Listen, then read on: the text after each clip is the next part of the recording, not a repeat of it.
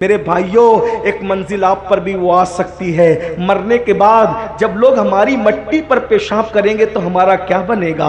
لوگ ہماری مٹی پہ پاخانہ کریں گے تو ہمارا کیا بنے گا؟ ارے قبروں پر کتے گھومیں گے تو کیا بنے گا؟ یہ غافل لوگوں کا حال ہے۔ اللہ اکبر! خدا کے لیے دنیا ہی سب کچھ نہیں ہے، یہ دنیا چند دن کی ہے، یہ دنیا چند لمحے کی ہے۔ ارے میرے بھائی، تمہیں کس نے منع کیا مال نہ کماؤ، عزت نہ کماؤ، اچھا کھانا نہ کھاؤ؟ کس نے منع کیا؟ اچھا کھاؤ، اچھا پہنو، مال کماؤ، سب کرو، انجوائے کرو، مگر حرام کام مت کرو، اللہ کی نافرمانی مت کرو، اللہ کو مت بھولو، روزی پاکے رزاق کو مت بھولو، کچھ وقت نماز کے لیے نکالو، کچھ وقت عبادت کے لیے نکالو، اللہ کے لیے کچھ ٹائم نکال لیا کرو۔ میرے بھائیوں، جس اللہ نے ہمیں پوری زندگی دی ہے، 10 منٹ کا ٹائم اس کے لیے نہیں ہے آپ کے پاس، ہم سے بڑا بے وقوف کون ہوگا؟ ہم سے بڑا ناہنجار کون ہوگا؟ ہم سے بڑا غدار کون ہوگا؟ میرے بھائی، ہم نے واٹس ایپ کو تو گھنٹوں دیے، اپنے اللہ کے لیے 10 منٹ نہیں ہے۔ اللہ اللہ! ہم نے فیس بک کو تو گھنٹوں دیے، اپنے اللہ کے لیے 10 منٹ نہیں ہے۔ یعنی معاذ اللہ، جتنی اہمیت آپ واٹس ایپ کو دے رہے ہیں اتنی اہمیت بھی آپ اللہ کی عبادت کو نہیں دے رہے ہیں۔ آپ کون سے مسلمان ہو میرے بھائی؟ آپ کیسے مسلمان ہو میرے بھائی؟ ارے اللہ سے پیار کرنے والے تو وہ تھے کہ پہلی رات کی دلہن چھوڑ دی اللہ کے لیے اور جام شہادت نوش کر لیا۔ پھر اللہ نے دیکھو، جو اللہ سے پیار کرتا ہے اللہ اس سے کیسے پیار کرتا ہے؟ توجہ آپ کی، جو اللہ سے پیار کرتا ہے اللہ اس سے کیسے پیار کرتا ہے؟ اللہ اس کے لیے قانون بدل دیتا ہے۔ جو اللہ سے پیار کرے اللہ اس کے لیے قانون بدل دے۔ ان علماء سے پوچھو، اللہ کے رسول کی حدیث بخاری شریف کی، جہاں جنبی ہوگا، یعنی جہاں پر غسل جنابت کسی پہ فرض ہے، ناپاک آدمی ہوگا، وہاں رحمت کے فرشتے نہیں ہوں گے۔ جہاں غسل جنابت فرض والا آدمی ہے وہاں رحمت کے فرشتے نہیں ہوں گے۔ لیکن اے سرکار حنظلہ، آپ کی عظمتوں پہ قربان، جہاں جنابت ہے وہاں رحمت کے فرشتے نہیں ہے، مگر حنظلہ جنابت میں ہے اور رحمت کے فرشتے غسل دیتے نظر آ رہے ہیں۔ وجہ کیا ہے تو پتا چلے گا، حنظلہ نے خدا رسول کی محبت میں اپنی جان کو قربان کر دیا تو فرشتے رحمت کے ان کو جنابت کا غسل دیتے نظر آ رہے ہیں۔ قانون بدل دیا گیا، قانون بدل دیا گیا۔ اندازہ تو کریں، توجہ تو کریں، ہم اللہ کی محبت کی قدر ہی نہیں کرتے۔ سب کو ٹائم دے رہے ہیں، 5 وقت کی نماز کے لیے 50 منٹ لگتے ہیں، کیا جاتا ہے؟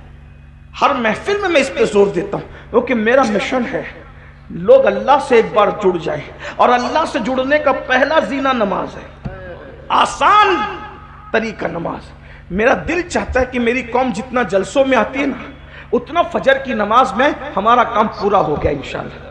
اس لیے کہ جو قوم نمازی بن جائے اس کو اصلاح معاشرہ کے جلسے کی ضرورت ہی نہیں ہے، کیونکہ جو نمازی بنتا ہے اس کو اللہ خود سدھار دیتا ہے۔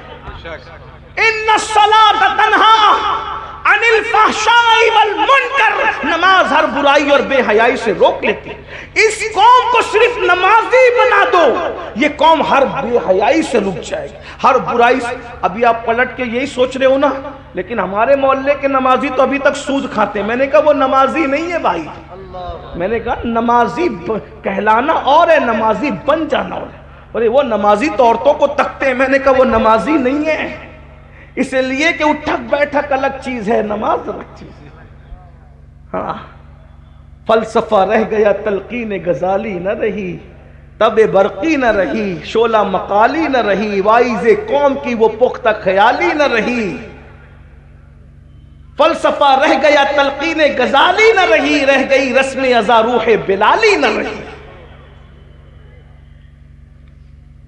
اللہ کے لیے کچھ وقت نکال لیجئے، غفلت کی موت مت مریے، توبہ کر لیجئے، اللہ کی بارگاہ میں معافی طلب کیجئے، کچھ ٹائم دے دو اپنے اللہ کی بارگاہ میں۔ تو ٹوٹے ہوئے پیالے سے آواز آئی، بادشاہ تھا مٹی میں ملا، مرنے کے بعد لوگوں نے پیشاب اور پاخانے کی، پاخانے پیشاب لوگوں نے کی۔ پھر کیا ہوا؟ اسی مٹی کو ایک دن کمار آیا اور میری مٹی کو اٹھا لے گیا۔ جب اٹھا لے گیا تو مٹی کو سڑایا، اس میں گوبر ملایا۔ ہائے ہائے، یہ بادشاہ کی مٹی کا حال دیکھو، یہ بادشاہ، غافل لوگوں کا انجام دیکھو۔ اللہ غیور ہے، وہ خفیہ تدبیر فرمانے والا ہے، وہ خفیہ تدبیر فرمانے والا ہے۔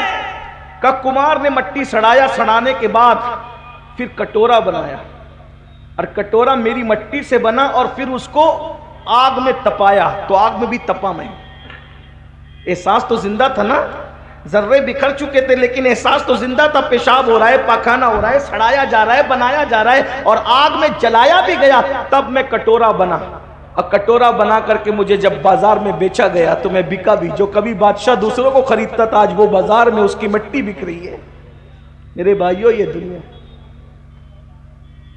اللہ کی خفیہ تدبیر سے ڈرو, توبہ کرو. کہ مجھے بازار میں بیچا گیا, جب میں بازار میں بکا کٹورے کی شکل میں تو پھر اس میں کھانا کھایا گیا, پانی پیا گیا, یہ کیا گیا, وہ کیا گیا.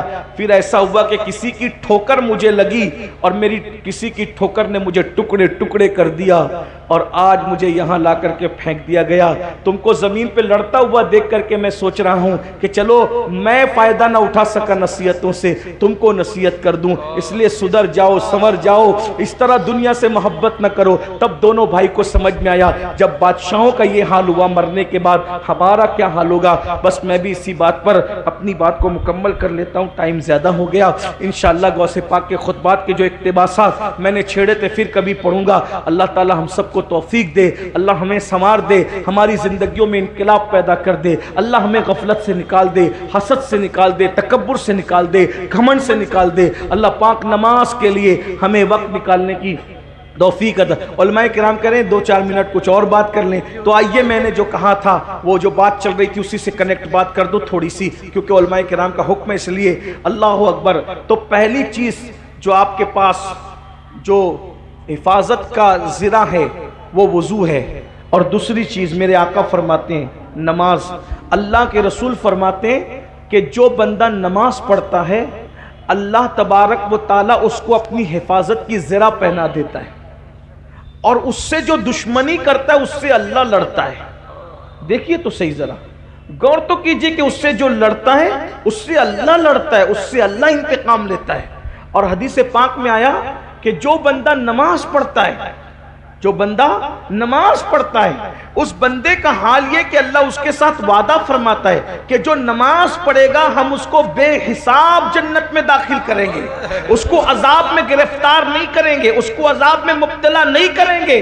کیوں؟ اب بتاؤ, جب نماز پڑھنے والے کو اللہ اپنے عذاب میں گرفتار نہیں کرتا تو پھر اللہ اس کو دنیا کی مصیبتوں میں کیسے گرفتار کرے گا. اللہ کے بندو, آج ہر بندہ پریشان ہے, مالدار بھی پریشان, غریب بھی پریشان, خوبصورت بھی پریشان, کم خوبصورت بھی پریشان, اور سب لوگ آ کر کہتے حضرت دعا کریں. اچھی بات ہے, اللہ کے نیک بندوں سے دعا کرانا چاہیے, لیکن ایک بات کہتا ہوں, یہ جو پریشانیاں ہیں, یہ جو تکلیفیں ہیں, یہ جو بلائیں کیوں ہیں؟ قرآن کہتا ہے وما اصابکم من مصیبت فبما کسبت ایدیکم, کہ تم پر جو کچھ مصیبت آتی ہے وہ تمہارے گناہوں کی وجہ سے آتی ہے, وہ تمہارے ہاتھ کی کمائی کی وجہ سے آتی ہے. غوث پاک کے خطبات میں پڑھ رہا تھا, آئیے خطبے کا ایک اور میں پوائنٹ آپ کے سامنے رکھ دوں. حضور غوث پاک کے خطبے کا, حضور غوث پاک رضی اللہ تعالیٰ فرماتے ہیں کہ آپ نے حسد اور تکبر کے بارے میں سنا. غوث پاک فرماتے ہیں اگر چاہتے ہو کہ تم کامیاب ہو جاؤ, بس یہ آخری پوائنٹ ہے, علماء نے حکم دیا تو میں یہ بات آخری پوائنٹ کے طور پہ رکھ رہا ہوں, خطبات تو آپ کے بہت سارے ہیں. غوث پاک فرماتے ہیں اگر کامیابی چاہتے ہو دنیا اور آخرت کی, میں بطور مفہوم پڑھ رہا ہوں, اپنی عبادت کا رنگ چاہتے ہو. دیکھو آج اپنی عبادت کا رنگ ہم پر نہیں ہے, ہمارے چہرے عبادت کے باوجود ویسے نہیں ہے جیسے عبادت گزاروں کے ہوتے ہیں, ہماری صحت ایسی نہیں ہے جیسے عبادت گزاروں کی ہوتی ہے. وجہ کیا ہے؟ اب غوث پاک اس کی وجہ بیان کرتے ہیں, فرماتے ہیں کہ اگر عبادت کا رنگ چاہتے ہو, عبادت کا فائدہ چاہتے ہو, دنیا میں کامیابی چاہتے ہو تو حلال روزی کو لازم پکڑو, رزق حلال کھاؤ, حلال کے سوا کچھ مت کھاؤ. آپ بھائی اپنا لقمہ چیک کیجئے, آج کیا ہم حلال کھا رہے ہیں؟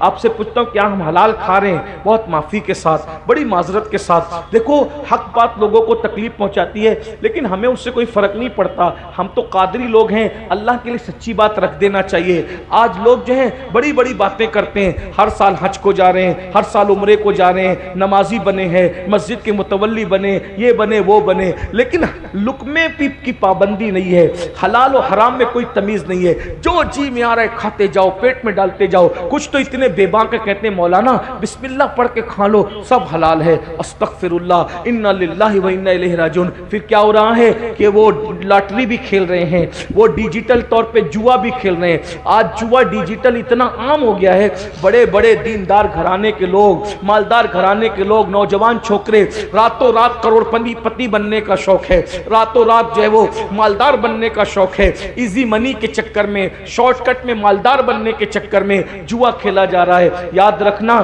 نسلیں برباد ہوگی, نسلیں. اللہ کے بندو حرام کو کیا سمجھ رکھا ہے؟ حرام برباد ہونے کے لیے ہے, حرام تباہ ہونے کے لیے, بلکہ حرام کے اتنے دروازے کھلے ہیں. لوگ تو ٹور شروع کرتے ہیں, حاجیوں کے, عمرہ کرنے والوں کے پیسے لے کے بھاگ جاتے ہیں. سوچئے تو صحیح, حیرت کی بات ہے, حیرت. وہ غریب لوگ بیچارے جو 50-100 روپیہ جمع کر کے پیٹ مار مار کے جمع کرتے ہیں, ٹور والے ان کے پیسے لے کے بھاگ جاتے ہیں. کون ہے وہ لوگ؟ مسلمان ہیں نا.